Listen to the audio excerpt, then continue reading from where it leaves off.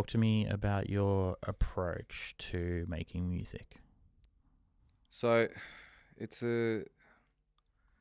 interesting, like when I'm making music as well, because I'm still this kid. I feel like that just is obsessed. Well, not obsessed, I'd say, more like really indulgent of sounds and how you can kind of create these moments and these feelings through just by listening to a pad or listening to a set of strings or anything like that. And I think for me, it really kind of relates to what I was going through at the time when I first started doing music. And when I was learning how to play guitar, because as my I like to say my feel good instrument instead of saying main instrument. It's just more so that it was a time when, and this is pretty deep, but like where my sister was on her last year to be with us physically, and that was when I started actually properly playing guitar. Like I started fooling around with guitar when I was like 5, 6. How old were you when your sister passed? 14. So I was 14 when that happened. And I think that when I was learning how to work with like something that I wanted to get a hold of so much, which I also wanted to be a drummer, but my stepmom bought me a guitar instead, which is hilarious. I was kind of picking up on my sister's sounds as well, because Did she play? no, she didn't play. She had a lot of mental health, like mental conditions that Okay. she couldn't really. I can't remember the actual like diagnosis, but she was an infant throughout her whole life, and she lived up till she was 10. Okay. So she was like in nappies, like she could walk, but she couldn't talk, like communicate properly. So I had to learn how. I mean, as a kid, I've been looking after my siblings since I was like 7, 8 years old by myself. It's just what I had to do. And looking after my sister was like, okay, she's making this sound. I have to go to her or I have to feed her, or I have to, sort of like, hang on, she's a bit quiet. What's going on? And then, there could be, so it's kind of like one of those ones where it's like learning about how sound worked with her and in person. And then you develop that into you can develop that into any other way. Kind of transcended me towards why I wanted to play guitar in a sense as well, because I was reactive to my playing and her enjoyment. So it was like, it's like this really like, for me, I feel like it's a very personal thing like that as well. But anytime anyone kind of talks to me about, where did this start from? It's like, it's always my sister, it's always has been my sister. From even when I was like a kid, just like my dad had this, I have it today. It's like it's one of the first Korean Samick guitars that came off the line back from the 90s. And I've still got it. And that was the thing I fooled around on, thinking that I could read the little guitar books that he had and stuff like that. Like, I know what I'm doing, right? But yeah, I didn't really get my first like lesson, which was kind of like just learning covers when I was 14, which was the same year that I was, talking about when my sister was, on the way out. Yeah. Yeah. Would you describe yourself more as like vibe or technical? Ooh. I think it's all a vibe, really. Like it's all. I feel like I'm a vibe with how I play, because it's more the setting, the emotion, and just where you are in place, sort of thing. As I would think about it, because the technique is something that you practice, you hone, and everything like that. I feel like it works best when you can apply yourself into a setting, and then I guess feel the vibe, and then your techniques come out really as well without thinking. That's the most tricky part. Is like, all right, just don't think about it sometimes. But you kind of have to, because otherwise, if you don't think about it, then you get lost, and it's like, oh, I'm in a different key, and I've done that before, you know. But I guess we're all guilty to that. But yeah, I guess it's more. Yeah, it is more of a vibe, I'd say, in the way that I approach like any sort of music, like, and I think that has something to do with, this might have something to do with the fact that I've got undiagnosed synesthesia and I hear colors and stuff, like that's which is weird thing in itself to talk about. Can you describe that for me? Yeah. So so it was only this thing that I had after my skateboarding accident, which resulted in a severe brain injury. And, Tell me more about that. so I was going about 70 kilometers down a hill, and Where? in Doonan, Noosa, like around Noosa area. And it was around the summer of 2011. And I just graduated high school, and I decided to have a rebellious stage for some reason. And I was reading, and at the time I was reading like a lot of like Nikki Sixx's like Heroin Diaries, that book, and I was obsessed with it. I was obsessed with drug addict rock stars that were just absolutely belligerent and just doing dumb shit. So I decided to have a rebellious stage after I graduated high school. And yeah, and then I just ended up just drinking, just doing drugs. I was homeless for a bit. And then I ended up picking up longboarding as a thing. My stepmom always turns around and says, "You didn't know how to skate?" I was like, "Well, I got into it." And we used to bump hills. Anyway, so we're bombing this hill just after a night, and 70 kilometers, was about to hit the bottom of the hill. I don't remember any of this, and then just fell off the skateboard. Head bounced off the gutter, had mad gravel rash through like up and down on my left side. Some of the skin, this is a bit, edgy, but like, yeah, some of the scars that I've got were down to the bone and everything like that. And anyway, so 8 base fractures in the skull, brain bleeding. Basically, I had to learn how to walk again, how to play guitar again, how to taste things again. I can't smell out of my left nostril, and I got mild hearing loss because of the brain bleed. So after that, it was your body functions changes. You had to, apply yourself to rewire your brain in a sense as well. And I had to basically come through with that. And I started noticing that I started hearing things differently. And when I started hearing things differently, I was like, oh, maybe I'm just, sort of tripping. It wasn't until I went through my first rehab. Well, I started getting regular rehab in the PA hospital in Brisbane, the Bureau unit. And I told the neuroscientist at the time, I said to them, I was like, hey, is it weird that I feel like I can hear colors? And they're just like, no, that's not at all. And I was like, oh, okay, right.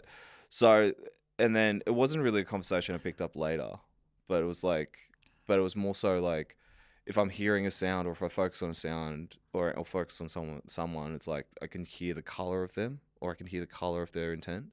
It's a very interesting concept, and sometimes it's very overwhelming. So I went to a Coldplay concert, and they have amazing lighting. And some of the lighting I was looking at was just like, this doesn't represent what I'm hearing. And it was really overwhelming and really too much. I was like, I can't look at it at the moment, First time, I think that was really like, kind of like, I'm very overwhelmed by seeing the colors, because that's not how I'm hearing the colors. Okay. If that makes sense. Yeah. It doesn't make sense to me, but I think Yeah, it's like a concept that I can't understand. Like, yeah. When you were rewiring your brain, and like what was the process for like learning guitar again? Well, and would you say you changed as a guitarist because of that?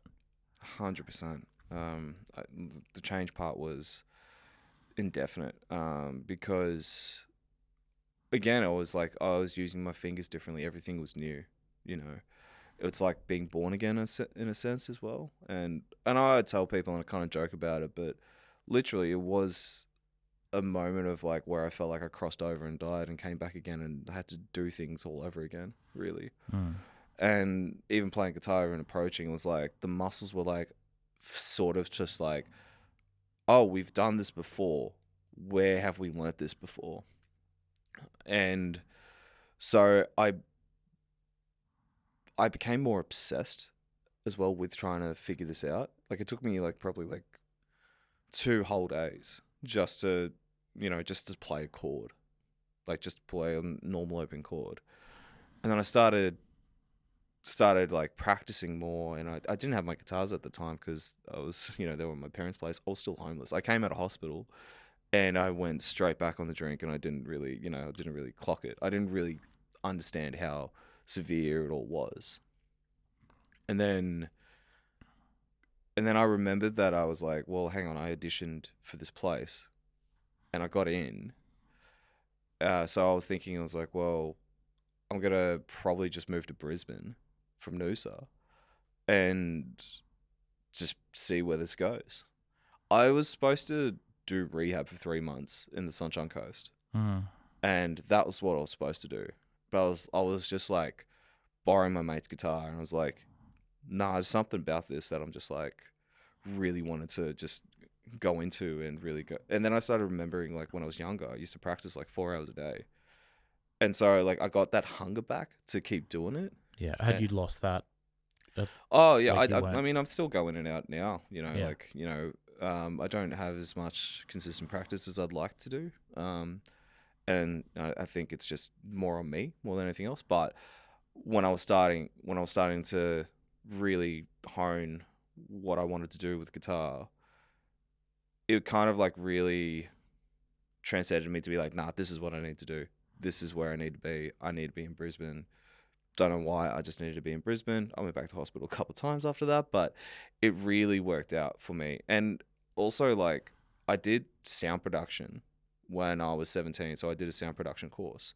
So I'd already been like learning about all this, like all what you can do with sound, what you can do with frequencies. And I used to go into those sessions, those classes, like after school, after hours, and I used to be so out of it, because I was with my mate, and we went in together, and my teacher would be like, all right, go fix this, like just fixing up vocal melodies and everything like that. And I just go up, wake up, go to the computer, do it, fall back asleep, and I go, what the, and we, but also like we got to record dubstep to a vinyl, which was sick. We used to do all that stuff like early days, like 2011. And so I remembered, I was like, well, I've done this, I've been doing this already. I've been practicing. Why not see if I can make a career out of this, And before that, it was like, it was kind of like that injury kind of made me remember where I started to learn about sound, when I started like, holding a, when I was living in Sydney, because I'm born and bred in Sydney, just to make that clear. But I was holding a short boom, like I was holding mic boom, sorry, for short films. And I was working at Koori Radio, when I was 15, had my radio show then. And I used to go through the catalogs. They used to have this massive bookshelf, that sliding bookshelf. And it just used to be a catalog of CDs and everything like that. And just hearing sounds, hearing blackfella bands that no one's still heard of still, which is insane. And so it was just that reminder. It was like, I've done everything that I should be doing to get to this point. I royally screwed myself, but the brain rehab really helped, because it made me refocus everything, because I've got mild hearing loss now because of it, like I think I've mentioned before. Can't remember. No. But that was for me, like, because I was big on EQing and mixing. It was like, okay, how do I make this central instead of like one being less than the other? Yeah.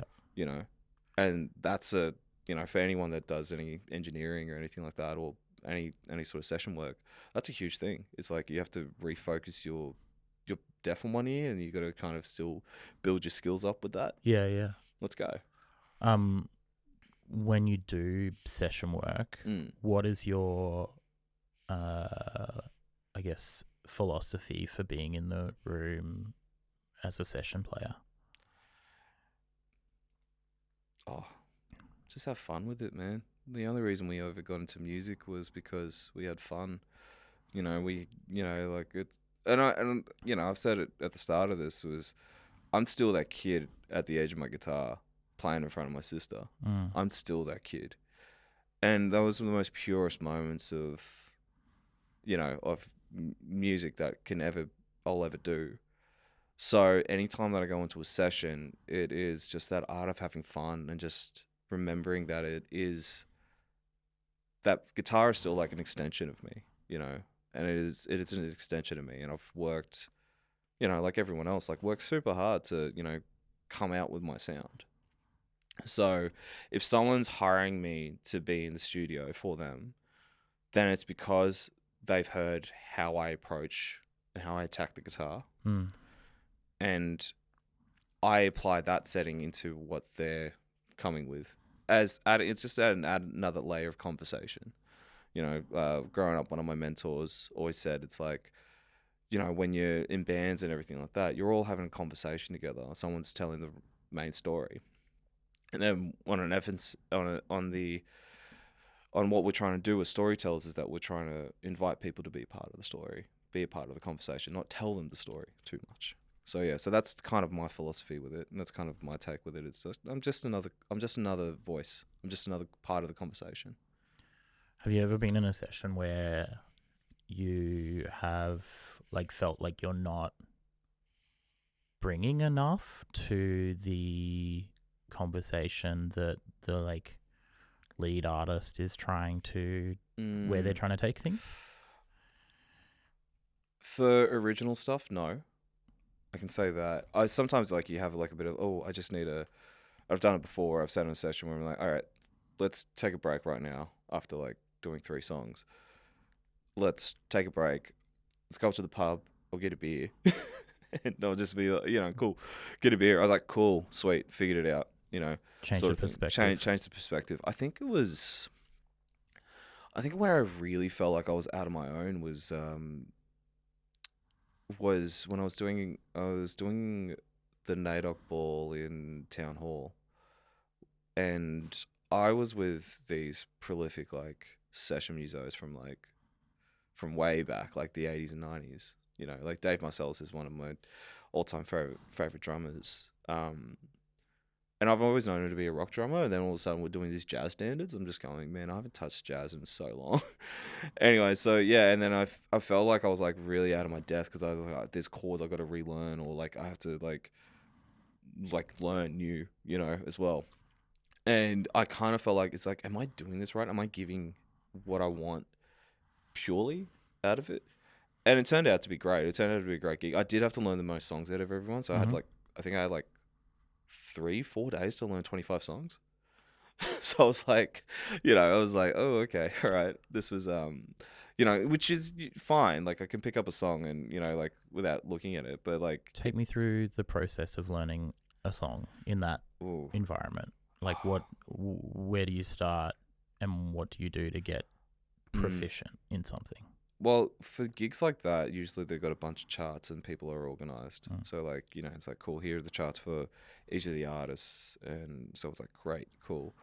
In terms of working with people that have a draft idea that they come to you with, and I've been in a situation where artists they've used AI now currently, where they tell you, oh, this is the key. And then I'm listening to it, it's that is not the key. AI is still not catching up like that. And so, my approach to it is I always start with the melody first. Mm-hmm. Always start with, and that's the easiest thing for me is okay, how can I solo in this song, right? Just as a muck around sort of thing. Because if I can solo in the song, then I'm all right, cool. When I hit this note, this is this chord. When I hit this note, it goes to the second, or it might go to the third, right? Sort of thing. And it's kind of subconsciously oh, cool, this is the chord progression side of things. So it always starts with melody for me. And then it's cool, just find yourself around. And when you say the melody, do you mean the melody of the song as a whole, or the melody for your part? Melody that I make for the song. Yeah. Yeah. So yeah. So the melody I make for myself. Yeah. In that song, for not that I'm recording it though, it's more so that I'm just trying to find it out, just the structure of my song the best way I can, and then I find this melody, find the key, have a little crack at a solo, just to loosen myself up really as well, just to relax myself into the song. So I'm cool, just vibe on it, just solo wherever and everything like that, and then okay, cool, chords. What is it about a solo that makes you find that? Oh, it's the most freedom I feel like I have when I'm playing guitar. It's just you've seen me do it before, just noodling and everything like that, It's more so that it's just me, this guitar, the sound, the amp, and everything like that. Everything else goes. Like, that's it. I don't do it so much where I'm just like, even in a room of like 20 people, I'm just like, all right, volume down.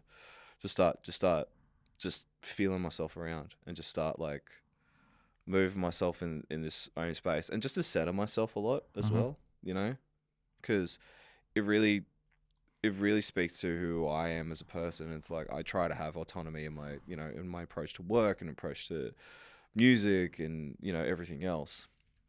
It's more so I can just like, cool, I can just feel myself around for a little bit, come back to it, cool, all right, let's focus, side of things. So it's a way of talking without using your voice, and that's the most humblest way I can explain that. Mm-hmm. And so then when you're like learning a song, you go from solo then and like melody then into the chords. When do you know you're ready for like performing or playing with the rest of the group? Oh, when I get on stage. When I just get on stage, really, like when it comes to performance time, I've done it before where I think I did it last year where I had to play for a group after the guitarist didn't rock up because they were sick, and lucky I brought my guitar in to this gig we were doing in Toowoomba, and Toowoomba, sorry, I can't even remember the town now, Tamworth. Anyway, so like I didn't even go through the songs fully. Like I didn't even go through the songs fully. I was like, oh, okay, all right. I just like probably had like about 10-15 minutes with them. Didn't even go through the whole songs. I was like, cool, all right, sweet. Had to pack the car, set up the gig, and then I was working with this artist, and then just like he wrote the chord charts for me, and I was like, cool, sweet, cool. So I had this chart book there and played. It was fine, and then I followed the charts, and it was like, and then the lead singer looked at me, was like, huh? And I was like, huh? I was like, oh, okay. So sometimes it happens like that, but usually I think I feel ready to play at any given stage, I guess, really. But when I feel like I'm ready, when it makes the most sense, is when I'm playing the song throughout, because the thing is that you're not ready for that you can't anticipate is crowd reaction and how people vibe with you and how people listen to you as well and how people like take that in. That's when you really know when you're ready, as well as when you got that one audience member. You can have like hundreds, thousands or whatever, or you can have just a small few, but if you got that one person in there that's really vibing with how you're playing, then that's when I know that I've done my job and I know that I'm the most ready in a sense. Can you be over-practiced? Totally. Absolutely. Like anything else. You can overdo it. Because I feel like I think this is just more me, and I think when I'm teaching guitar as well to some people, I say to them, it's like, when you're just doing it constantly, like, so I've done this before where I've like practiced scales for like 4 hours, and then I've hit a good point, and then I keep doing the same thing. I get to a really poor point where I'm just like, the techniques are gone, my picking's just wrong, and nothing's lining up before. So to be able to give yourself like a pause or a break is really good for yourself. And so I do that all the time where it's like I'm practicing something and I'm just nailing it, and then all of a sudden I've just lost it for some reason. So then it's like, cool, I've overdone it. Cool, take 5-10 minutes, get a drink, get something else, walk out of the room, walk out of that space, come back into that space.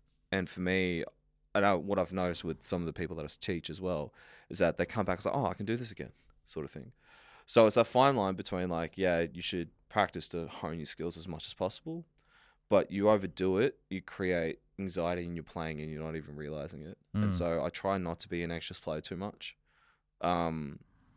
I try not to be, just in general, really. But like, yeah, so for me, it's more so of like, again, being super aware of my brain and just being, okay, this is what I'm saying to myself right now without talking. So just take the foot off the accelerator, park the car a little bit, breathe out, then keep driving. New perspective. Yeah, total new perspective. That's it. Music is all about new perspectives. Sounds are all about different perspectives coming together. Can you take me through like I know you said you like don't practice as much as you maybe could or should, but take me through like an ideal practice Ooh. of Yeah. like technique for you? Oh, now I'm giving away my tricks. Now, so I do this. I do a lot of finger exercises first with my left hand, right? And they don't follow a scale or anything like that. They just go up. They usually go up chromatically, and I work on the picking hand to start with. It's my warm up. On a single string or? Basically all 6 strings, right? Yep. So I start. So for the guitar notes, the easiest way I can explain this, it's an alternate picking sort of exercise that I learned from a guitarist called Tristan Field, and he does this warm up where he goes up this fret, hits one string each. So it goes 12th fret on the E string with the pinky first. Then it goes the 11th fret on the B string with this finger, then so on and so forth as it goes up, and it comes back down. Mm-hmm. And you keep doing that, and you go up and down the neck. But if I stuff up in that sort of box, then I got to start the whole box again, and so I keep doing that. Usually do that with a click track as well. Okay. And what is the intent of that? Pardon? What is the intent? To make sure that I'm hitting the notes in the correct, so where I'm hitting, or actually where I'm landing more so, and making sure that my picking hand's all good. You know, it's still strong. I'm having consistent tone out of that, and so a lot of that is like cool warming up, just trying to getting my fluidity around the neck without going through anything melodic or anything like that. It's all like. It sounds kind of it sounds sort of chromatic but not chromatic, so it's to get that idea out, and then I do the spider movements as well, which get you around the neck coming down from the top, from 1 to 12. So basically the whole practice starts with about 4 exercises. Are just purely just finger dexterity, finger strength, finger placement, and trying to work on the tendons in this one as well. Because like there's an exercise that I do where it's like cool 1 2 1 2 3 4 on the high E string from 1. Then I just move 2 fingers up from each hand, but the rest of the other fingers that aren't used stay in the same position, sort of thing. And that's kind of a thing I've been doing in the past few weeks, actually. That's really starting to hone on my practice and everything. And then it goes into scale work. I go into just learning about all the scales that I do, which I'm on about probably 6, 7 that I usually practice. And then I look at okay, I need to learn something that I usually save a lot of guitar Instagram videos. Mm-hmm. And I just go and pick one. I'll be like, cool. I just learned that as an exercise. That's something new. Yeah. So I just got a catalog of just new stuff that just adds to my culinary skills of how I approach guitar, really. Okay. So like, different spices, different flavors and everything like that. Sure. So yeah. So just different things to cook with. Do you feel like you are like unlocking new things as you're 100%. going? Yeah. 100%. That is my goal every year, is to be a better guitarist. The one consistent goal that I've always had is just to be better. And how do you track that? Just being honest with myself, really. Just being honest with where my abilities are, and like looking at a lot of my videos that I've got on my phone that I haven't released anyway. Like, it's just for me to just look at. It's like, oh, cool, I remember I was doing this. And just remembering, because, you spend a lot of hours in this, you're going to remember how you approach this and how you couldn't have something. And, it's like for anyone, when they first pick up an instrument and they couldn't, I remember the days when I couldn't do a bar chord, I couldn't play chords properly and everything like that. I couldn't move between chords. That's progress, right? Yeah. If you look at the way you approach the solo, it's like when you're learning something new. It's like, oh, that doesn't work. That didn't work when I started out, but now I'm fluid in that sort of thing. So I think it's going from sand to water. Really, that's how I reflect on that. So like if it's just grainy at the start and you're just going through sand, like it's a bit uncomfortable sort of thing. But then the movement in myself to be better, like the techniques that I've got, flow like water. And it's a weird thing to say in concept, but like it's the one that makes the most sense to me, because I guess I'm saltwater. I'm a saltwater boy through and through. But it makes the most sense because it's just how it just reminds me of like just the uncomfortable feeling of sand going into the beach. Okay. Yeah. How do you make a solo sound like a solo and not like a scale?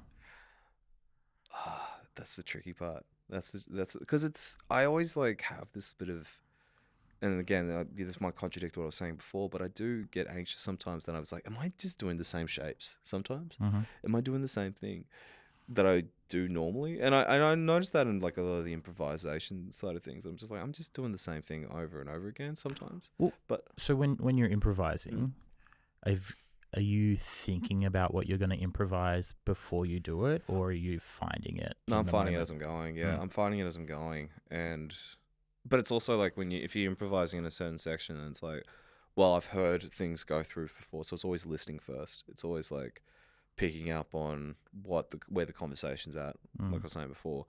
And I guess really like the one thing that it doesn't, to go back to what you were saying before, like to not make it sound like it's in the scale, is like doing like little things where you just like doing different voicings. You approach the note, you hold the note for longer, you go a bit slower, maybe then speed it up, and then depending on what it's doing side of things. And if I get stuck in a setting, what I usually do is I think of a song. So my go-to song that I think of to do a solo on when I want to create a melody in my head is that Nice Know Your song. Let's do it again. We did it on a one night stand. I can't remember the name of the song. It's just, anyway, it's this one that we used to listen to in Brisbane when we're starting. This is when I was starting at Akbar. But yeah, so I just remember that. Why that song? Because it's I don't know. It's just something that I'm just like, cool. I can just go. It's a good home feeling for me. Okay. So I'm like, okay, cool. I can use that melody and bring it into this key. People are gonna find it familiar, especially depending where you are. Or like Stevie Wonder, Superstitious was always a nice one, just kind of just rip out of. So it's not that I'm playing exactly the same, but it's just the degree of spaces sort of thing. So it's like the rhythm of it. Because Superstitious, dun dun dun dun dun dun dun dun, and then the other song I was talking about goes dun dun dun dun dun dun dun dun. So you've just created two solos out of these songs, and you're not playing. They're two different keys, too.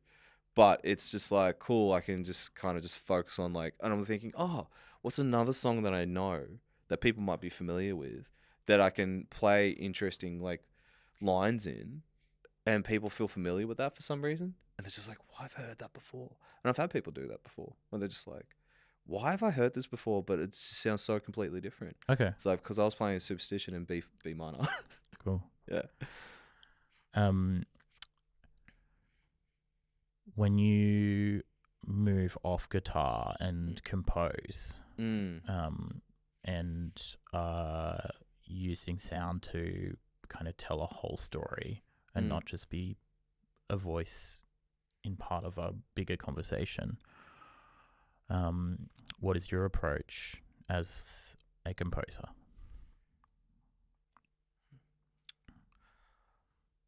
It's so similar. I feel like I'm not really disassociating guitar and composing as well, I guess, if that makes sense. Like the approach is still the same.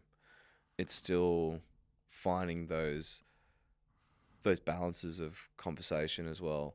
But when you're composing wholeheartedly, you're creating the whole dialogue really around someone's idea of or thought, and I think a lot of my composing has been with dance, like dance theater. And talk to me about a specific project. So I think my fondest one will be the first project I did with Ella Velka with the Australian Ballet for the Education Outreach team. And she was doing the story of like this possum, right? Cheeky possum side of things. And I kind of went on this journey of like how I was trying to shape the sound of like a cheeky possum sort of thing, which is kind of like putting the jaw, like I thought of a possum waddling sort of thing. Okay. And like kind of like, okay, what does it sound like? And I'm just thinking, well, it's the Jaws theme in just a major key. So like dun, dun, dun, dun, dun, dun, dun, dun, sort of thing. So, like, and then And then I got even a bit darker with it. I was like, what does a child's anxiety sound like?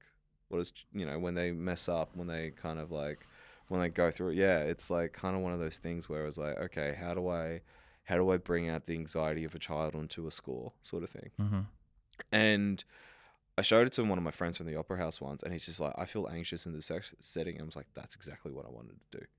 So yeah, it's kind of one of those things where if I'm surrounded by sounds and the possibilities of instruments that I can do, utilize, it's more so that I'm there still. That's when the synesthesia thing kicks in, really. That's when the colors start making sense, and it's like, all right, cool. I can bed these narratives within the movements, and it all just syncs together, and that's a very ancient practice that people have been doing for years. With like composing and having so much variety of sounds to choose from, how do you hone in on something and choose what sound is going to be the right one? It's one of those things where I feel like I've got to pre-game myself in a sense, where Tell me more about that. So I kind of have to make sure that I explore my options before I get to a bit of work. Mm-hmm. So if I'm buying new plugins or am I doing, like setting up what I've got on my on Logic, it's just making sure that I've like explored the avenues of that freedom and flexibility sort of things. So that way I don't indulge myself in the creative process when I need to deliver something, because I've done that before where I was like, oh, I've got this new thing where I spent hours and hours and hours just trying to figure out this one sound. Whereas now it's like, at the end of the day, the person that's going to give you the most notes on the sound you're creating is going to be you at the end of the day. Mm-hmm. So simplify it, because the person that wants the work or wants their dream or their idea to come out really just needs something that makes sense to them. Mm-hmm. And as long as you're writing to make sense for them, then you've done your job. Because at the end of the day, it's like when you're composing and you want to go through so many different sounds, it becomes a bit selfish because you're not really hearing what the other person wants, because you're writing for the other person, right? You're still you, but you need to remember it's like there's more than one person involved in this. So instead of just indulging myself like that, just cut through it and just like, all right, cool, this will work. This is what's going to work. And it might take a couple of times, tries and stuff. How do you get yourself into that headspace from needing to indulge in auditioning different sounds through to like, this is where it needs to be? It's like I actually throw my phone out. I throw my watch out. I don't have anything that tells me time. Okay. So that's another thing that I do, where I don't want to look at a clock. I don't want to look at. I just want to, like, if I'm entering into a project, I just want to focus on the narrative. I just want to. I've read the script. I've read what the idea is, and I know it so well now. Okay, cool. Erase the construct of time, and then start to figure it out. Start to move with it. Start to dance with it, in a sense. And that for me is where you're at your most sort of like vulnerable with any sort of piece of work, is when you're starting. That's for me. I did this gig with Telstra a few years ago, and it was for the Uluru Statement for the Heart that they were launching, and it was the first time I was in a weird position where I had to do like a whip every single day at like 5:30, which was insane. But I was disassociated from the world for 2 weeks. It was only 5:00, 5:30, where I had to do a whip, where I'm like, cool, I'm back in the world. But I didn't leave my room for 2 weeks. I would go to sleep at like 11 o'clock at night, and I'd wake up with an idea at 3 o'clock in the morning and just get up and start writing until like 5 o'clock. And be working on things and be honing things and everything like that. So when you wake up with an idea, where is that coming from? Oh, it comes from so many different spaces. Like it depends. Like it's depending how much I allow myself to listen to the room around me. Really, So like if I just listen to the silence that's in this room right now, and there's no silence really, but you can hear something. It's like, great, I can flow with this sort of melodic state. You know, I can flow into this sort of transition of music for me. I'm already writing into my head side of things. And but it's not a reflection of my skill level. It's just what I'm hearing that I can make it to a possibility side of things. I guess the way with what technology is, and you know how we can actually like make music these days, anything is possible. You know, as long as it's pure and you're not using AI. But you know, that's like it's about limiting yourself to actually yeah bring like, something out. yeah, exactly. And but also like, you know, with you know limiting yourself is also at the same time, you know, becoming limitless with what you can actually potentially do and what you can create at the end of the day. Because I read this book and it was called the Art of Creativity. It was called, it's by this author named Rumi, and he talked about some most important points about how we look at ourselves as creatives. And it's the one of those things where I started allowing myself to indulge, or just allowing myself to give permission to let go. In the creative process. In the creative process, yeah, totally. Yeah. It's a few things that kind of construct what you know the story you're trying to portray, like I was saying before. But the whole essence of trying to just be surrounded by the sounds and everything. I take a lot of nature recordings as well, like on country. So like I'll go around, you know, I've gone around with so-called Australia, like just taking so many different sounds and obviously going to get permissions with traditional owners. And then I listen back to like the water sounds, the birds, the winds, the way the winds hit the leaves differently in so many different areas and everything. Or like the waters are like kind of rushing in a sort of way. And the essence of just being in those moments takes you back, and it's like, cool, then just everything that I'm doing around it is facilitated by the original source, sort of thing. So, yeah, it's a bit of a long-winded answer, that one. Yes. No. When you create professionally and compose professionally, or like making sound professionally, what is the difference between that and creating for you to relax or as a hobby? Or is there a difference in those two kind of modalities?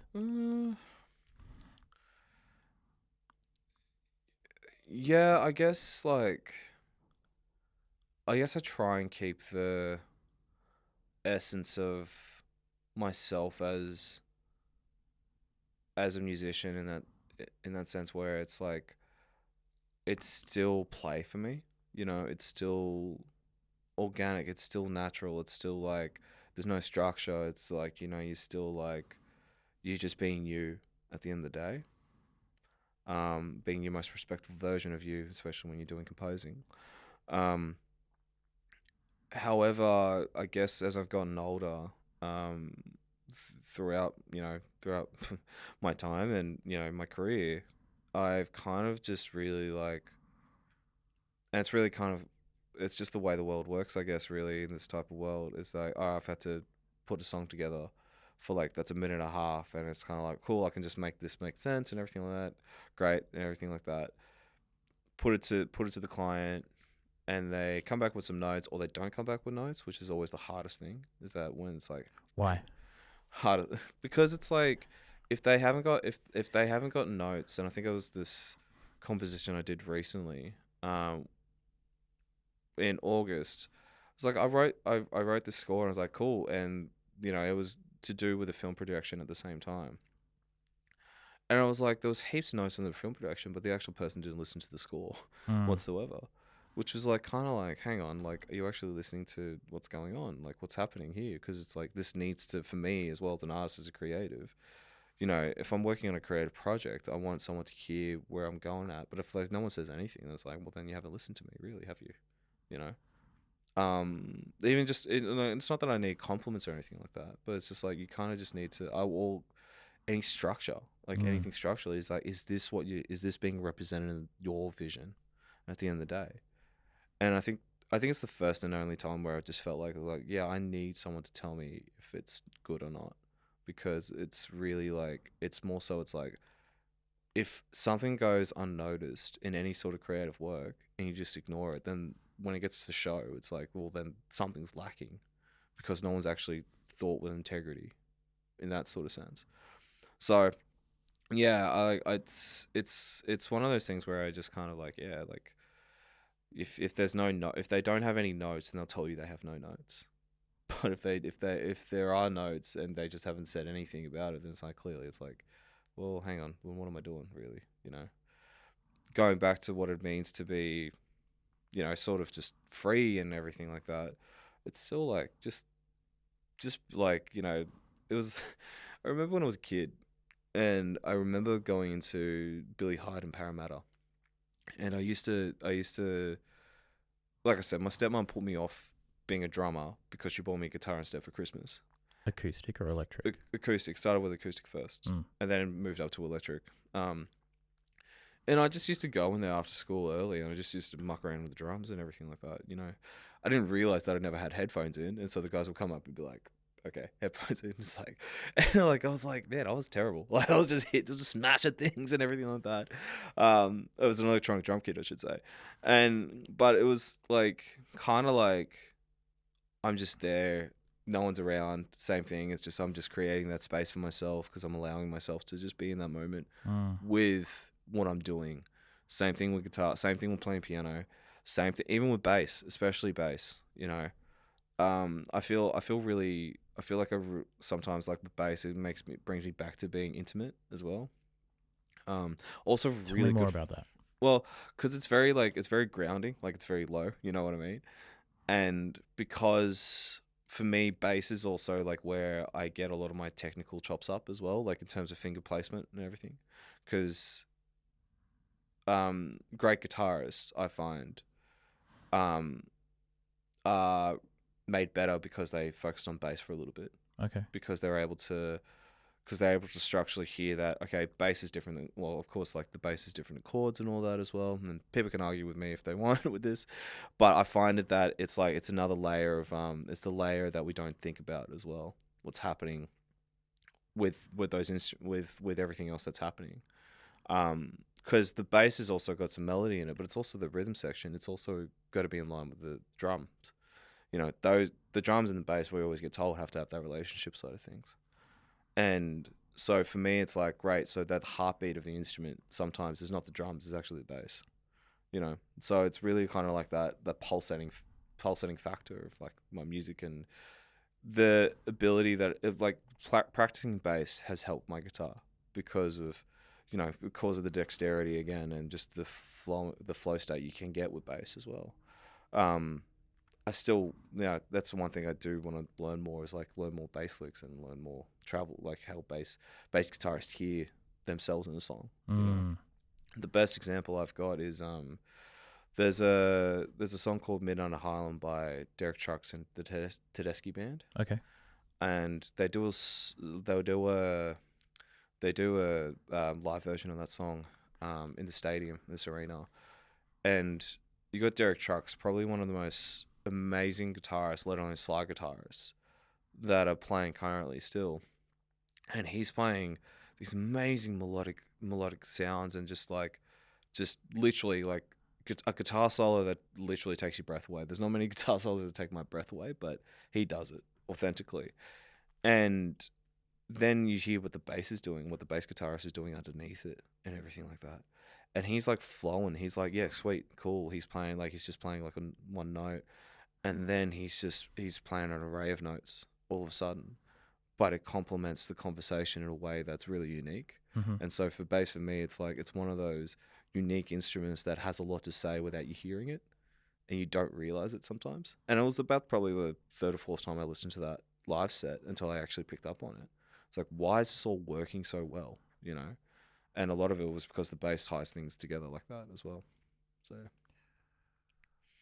when you are playing electric guitar and choosing pedals and patching through things, what are you doing?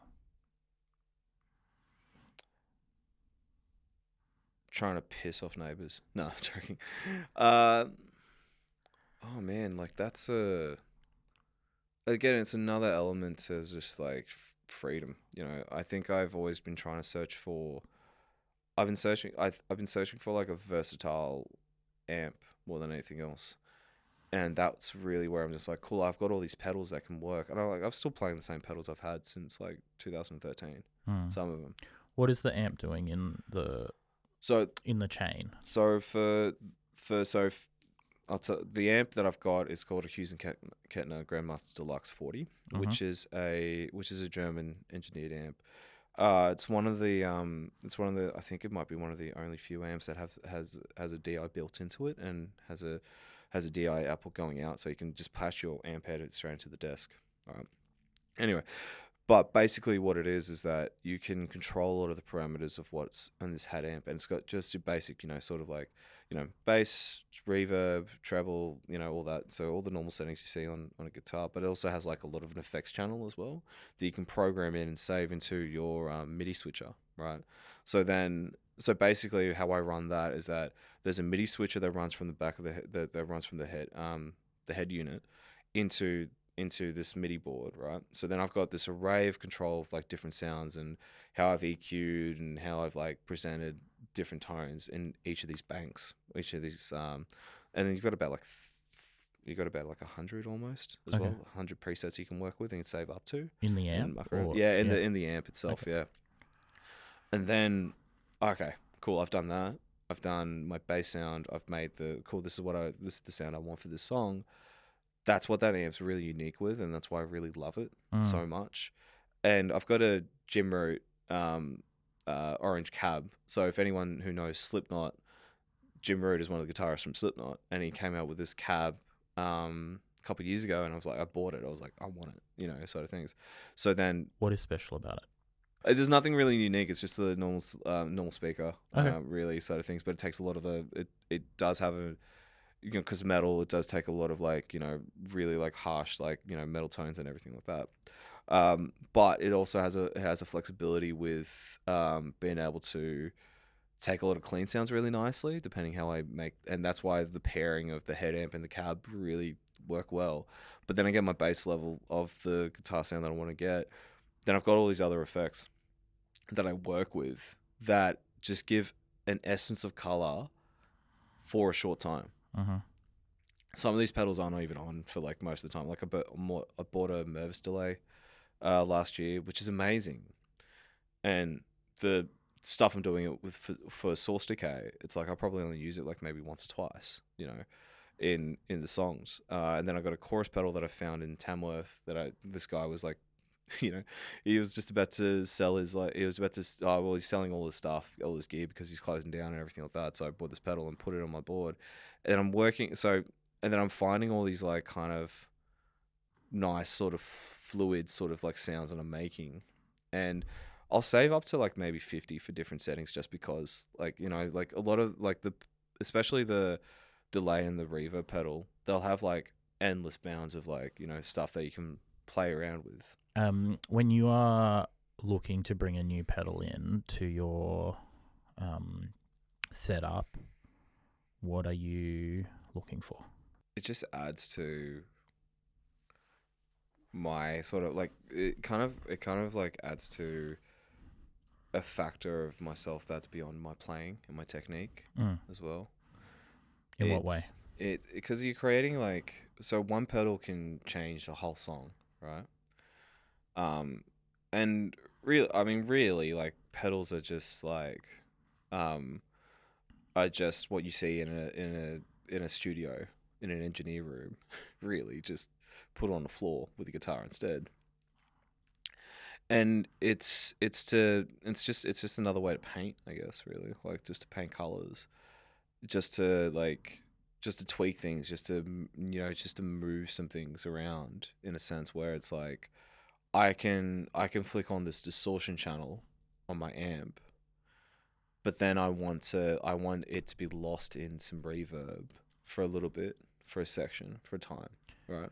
Because for me, it's like, if you can hold space with your technique more than anything else, that's what you should be doing as a guitarist. I feel like you can't just go straight from like, I feel like you're more authentic as a player if you get your technique first, then put it to put it to sound, put it to a pedal and stuff, and then you approach it. You can literally, it's like one of those things where like, how can I, like, especially with delays, like I love playing around with delays more than anything else because I can create 3 more guitarists out of that, 2 or 3 more out of me, sort of things. Yeah. You know, I've even sat at a gig where my brother just turned around and said, he's like, he's just like, he's one of those people who's like, I don't like it when you play effects. Like, Okay. I don't like it when you play with pedals too much. Okay.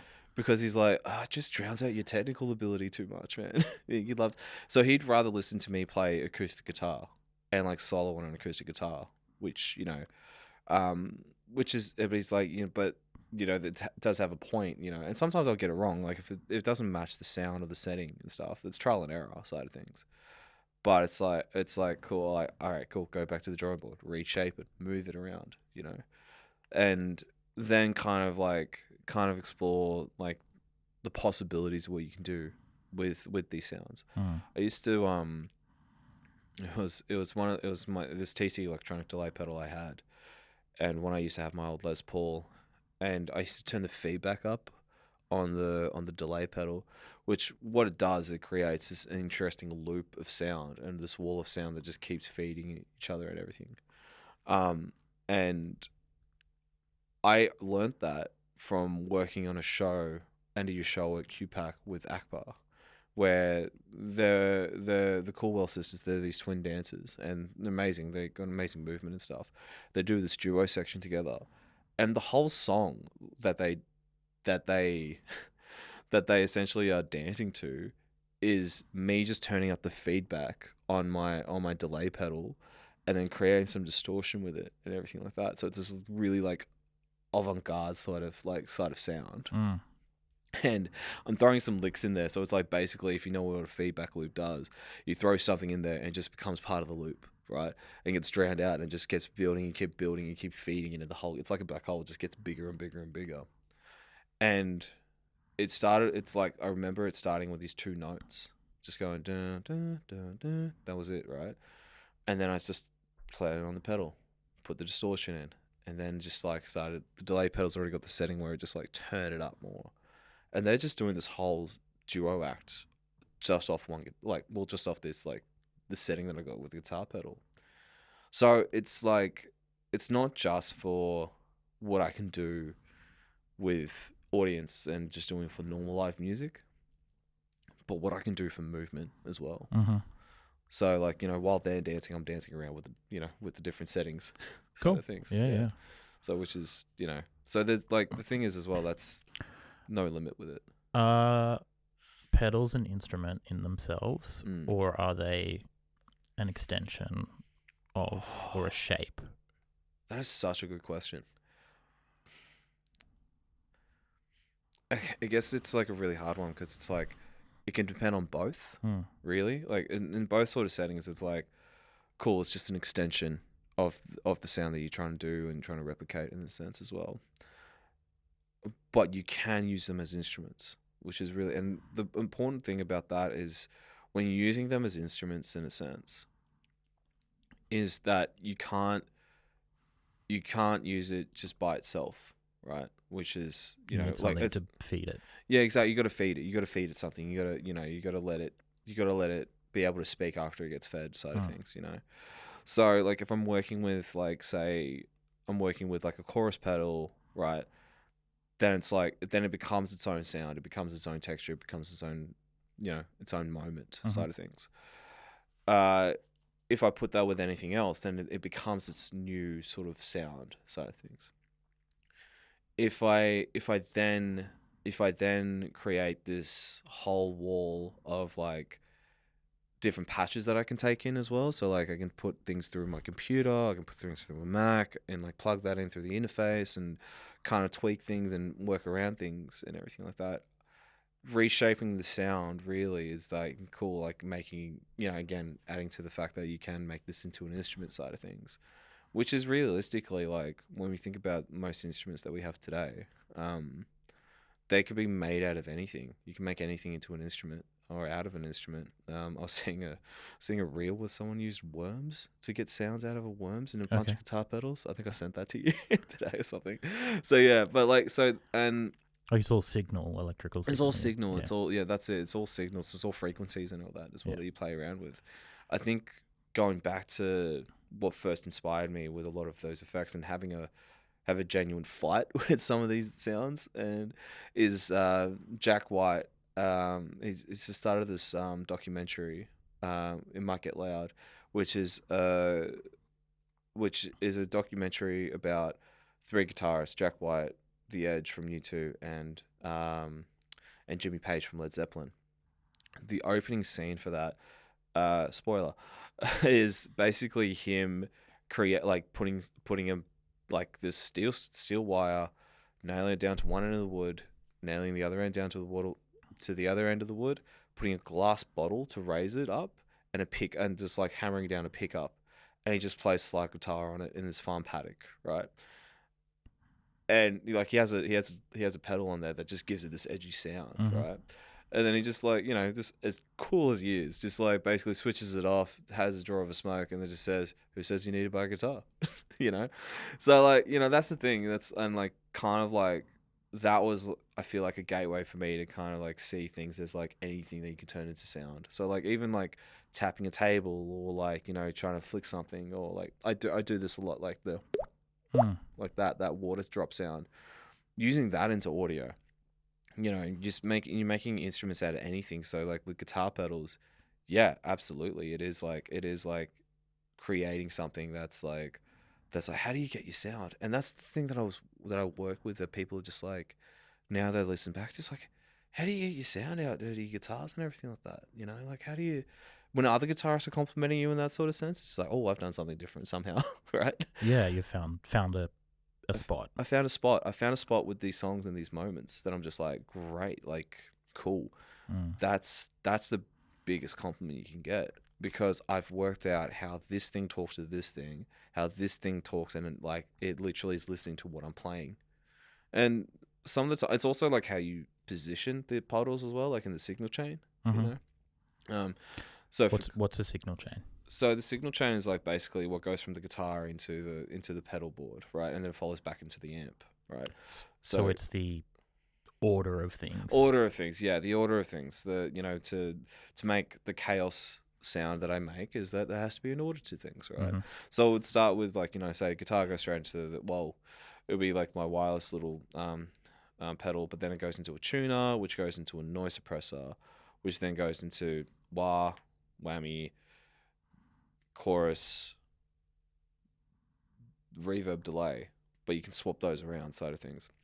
And like for that sort of setup and everything like that, it's like I thought it used to be like, this has to be positioned here, this has to be positioned here, this has to be positioned here, because it makes the most sense in the chain, right? Why did you think that?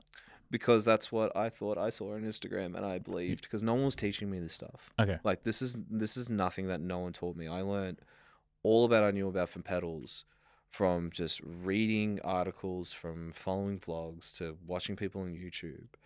I'm still student of that. Yeah, and I'll it's like always there's no right way to do it. No, there's no right way to do it. There is a way that makes sense in terms of a signal flow chart sort of things. But realistically, there is no rules with it. But like, you can make the best sound if you take someone's ideas, like take multiple ideas, and that's basically creativity in a sense.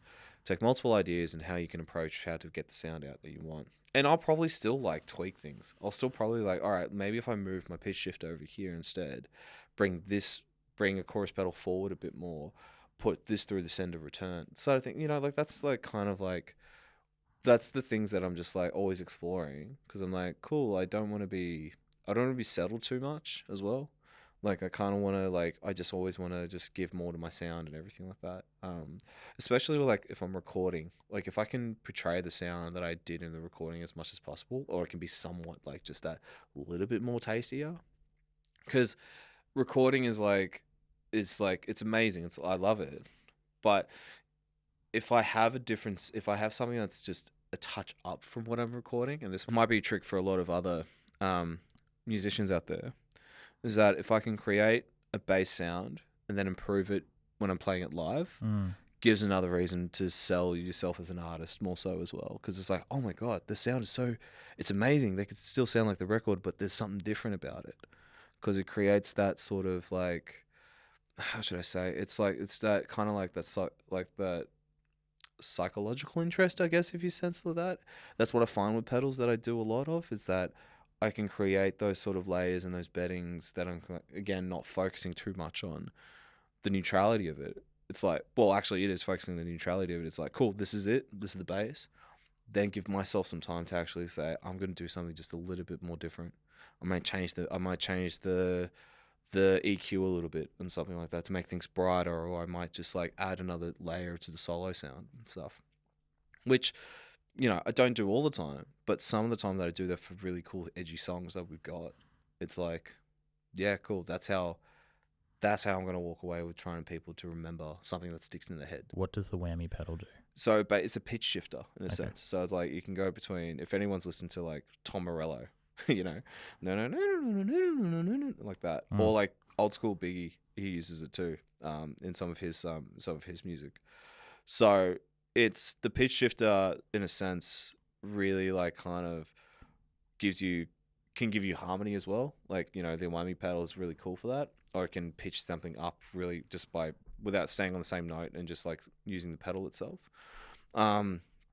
So I've had that one for years, and I've just worked with it with different settings. I think that on my board at the moment, it's definitely the oldest pedal I've had, and it just makes like, it creates so many different layers with what I can do. And then, you know, I've got a Steve Vai Bad Horsey 2 Morally wah pedal, which, if you know what a wah pedal does, it changes, it scoops out the highs and the lows and all that as well at the same time. So it creates a wow sort of thing. I might not have explained that too well, but essentially that's what it does. It just gives you that sort of wow sort of setting. And sometimes when you like kind of like losing yourself to the sounds and the effects and everything like that, you're just tweaking things. You just like, oh, maybe if I just like can do this for a setting and everything like that as well. Because like I was saying before, I only do that for myself. But when I'm doing it for other artists, I've learned not to be too much of a perfectionist with it. Okay. And just like, cool, this is the way, this is what's going to sound good for everyone.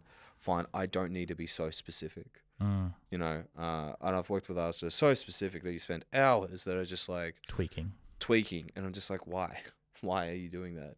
If you know your basic parameters and what you're working with, you know, so I guess it's just for me, I guess, really as well. So I should, you know, say that at the same time. It's like, that's the way I work. That's the way I want to do music, is that if I'm working with other people, then it's like, cool, I know this is going to work. I know this is going to work. I trust myself to be able to get the sound out that I need to. And if it needs to be tweaked, someone will say something, right? Great. If I want something else, then sweet, no worries. I'll focus on that. But when I want to just do my own stuff and then spend maybe 7 hours doing that, then I'll do 7 hours doing that for myself. When you are tweaking for those 7 hours, how do you maintain, I guess, like a neutrality or like an anti-bias to be that you don't get caught up in the like sound or excited that it just sounds a little bit different?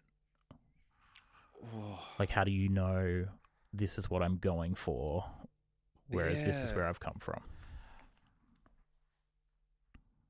I think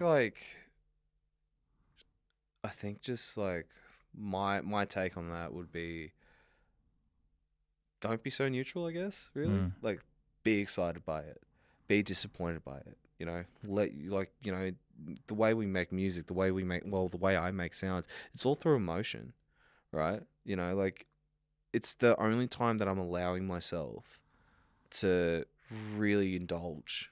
And with that comes emotions of like, I might get upset that I didn't get the sound that I want, right? But like, sweet, I allow myself to get to a point where I'm like, cool, I can actually like bring that back and like kind of work on it and everything like that, you know. Where I've got to be neutral is when I'm working with other artists. that's where I have to be neutral. That's where I have to be like, cool, this is great for it and everything like that.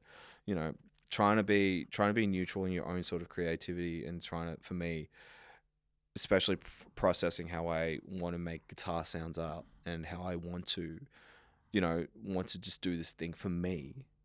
It's like that's what I'm allowed to just express the most sincere emotions that I have for myself playing, you know, with those sounds. When you are working with other artists, how do you get them to explain what sound they want?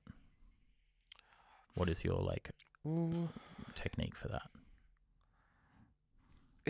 It's interesting because unless I'm leading it, then it kind of like if I'm leading a band thing to create a song or anything like that. Yeah.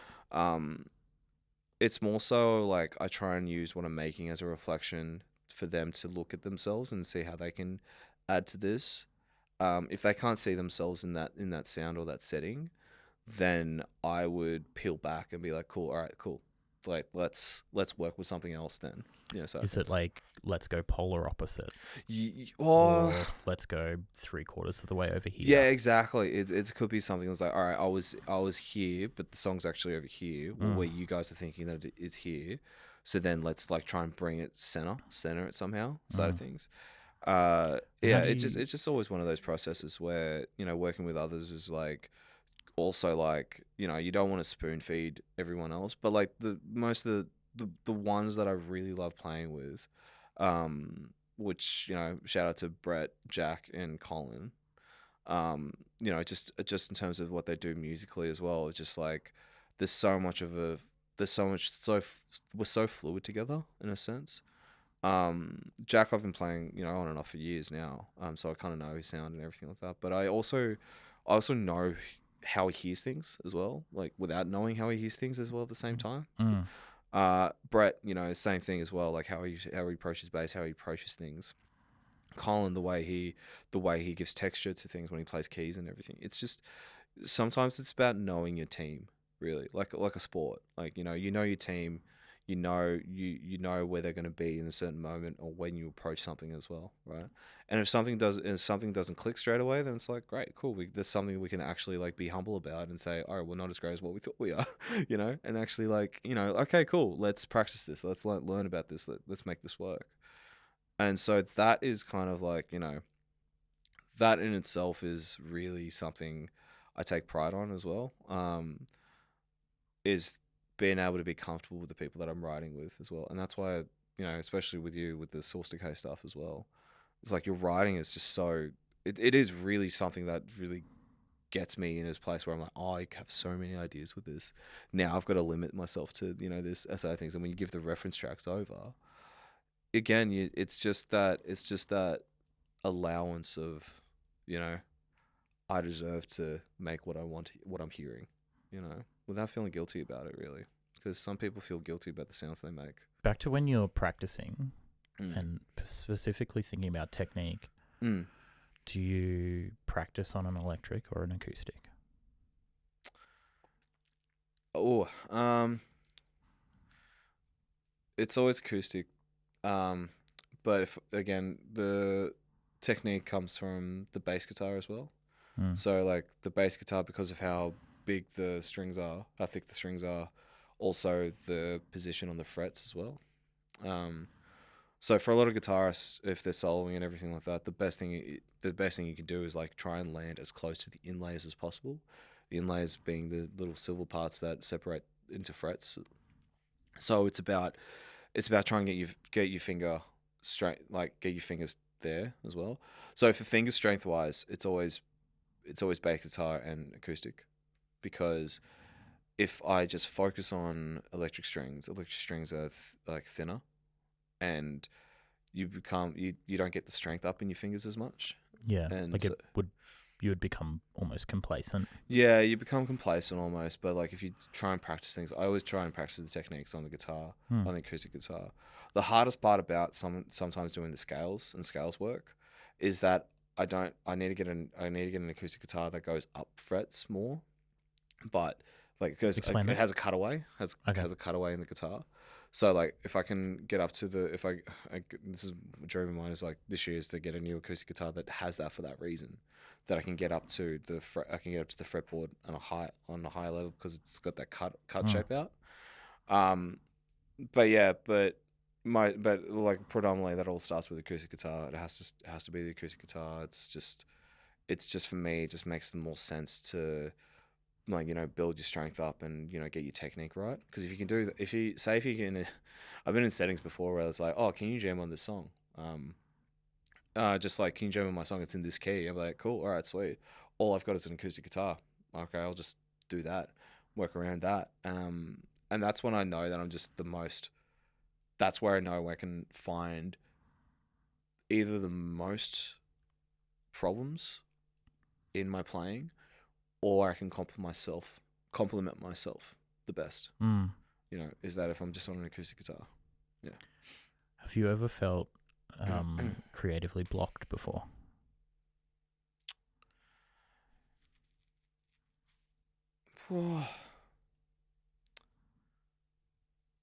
Creatively blocked? I don't think so. I can't remember.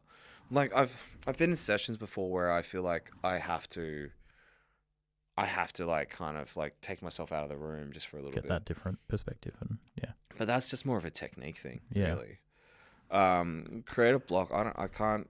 Well, and sometimes I feel like kind of feel like a dick sometimes when I say I don't think I've really run into a creative block sometimes. Sure. Like if there's a moment where I'm just like, okay, I'm not feeling this at the moment, and I'm just having like some trouble writing, I just take myself out of the room and come back into the space. Have you felt creatively unfulfilled? Oh yeah, totally. What did you do to get through that? I guess it's like when I'm younger, it's like I always thought I could do more, I could do this and everything like that. But then it's just realizing that it's like just allowing, again, I'm saying allowing a lot, but it's trusting yourself, really. Just trusting yourself that what you're doing for the project that you're in or the setting you're in is more than enough right now. And also like kind of thinking about a core lesson of mine is less is more sometimes. I don't need to put all my eggs in one basket, but but I know for next time it's like, cool, if I was doing something else again, I can kind of bring that element of what else I was thinking into another composition. And then I'm always going to think about something else that I can add into something. So why don't I just put into the next piece? But I never used to do that though. I used to think, oh, I should have done this. I should have put done everything that, into everything. Yeah. Like I've sat and I've listened to like recordings of mine. I was like, why don't I just do this inside of things? So I'm not gonna be too hard done by what I didn't do. But now as I've gotten older, I appreciate the things I did do, and the things that I'm hearing can be in something else later. Yeah. How do you make sure you keep those things alive? Like keep them in your memory? Oh, you gotta record it on your phone first. Yeah. It's I think it's, I mean, I've had this song that I've had in my head for years, and it was only the other day that I realized how I was going to approach the chords. And it's from listening to a Bruno Mars song. I was like, that's actually the sound that I wanted, right? So like sometimes it's like those. There are melodies that I create in myself, like in my head, that I'm just like, I don't need to record it. I just memorize it, and I've memorized like melodies and chord structures and feeling like that for years, just because I've just thought about it so much that it's just ingrained into my memory. And I was like, cool, this is what I want. This is what I want. This is what I want. Sometimes it's more so like, yeah, just gotta, just do a little, sing it into your phone, and just kind of just like, and then also like I take videos of myself a lot and just say, well, if you want to go into and talk to myself in videos. I used to do that when I was at Bengara, when I was working on some projects, when I was during my music fellowship with them.